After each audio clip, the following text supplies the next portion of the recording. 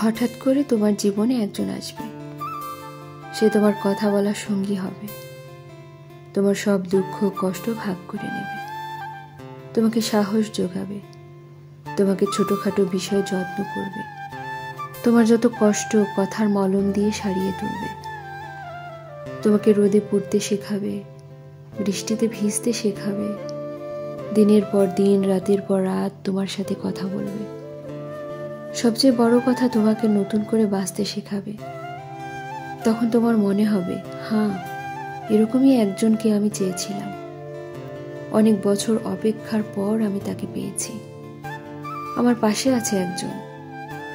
তারপর যখন কথা বলার অভ্যাস তোমার বদ অভ্যেসে পরিণত হয়ে যাবে, তখন একদিন হঠাৎ করে মানুষটা বদলে যাবে, তোমাকে ব্যস্ততা দেখাবে, সারাদিন অপেক্ষা করার পরেও একটা কল বা মেসেজ আসবে না, তুমি বারবার ফোন চেক করবে, কিন্তু তোমার অপেক্ষায় থেকে যাবে।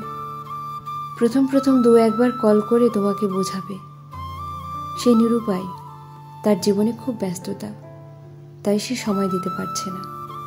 এরপর আস্তে আস্তে যোগাযোগ বন্ধ হয়ে যাবে, তুমিও বুঝতে পারবে সে আর তোমাকে সময় দিতে পারবে না, তাই তুমিও মেসেজ বা কল করে বিরক্ত করা বন্ধ করে দিবে। যে মানুষটির জন্য একদিন তুমি ডিপ্রেশন থেকে বেরিয়ে এসেছিলে, আবার সেই মানুষটির জন্যই তুমি আরো গভীর ডিপ্রেশনে চলে যাবে। তখন মনে হবে আগের তুমিটাই ভালো ছিল, আগের একাকিত্বটাই ভালো ছিল। জীবনে একা থাকা খুব সহজ, কিন্তু জীবনে কেউ এসে চলে যাওয়ার যে একাকিত্ব, সেটা বড়ই কষ্টদায়ক।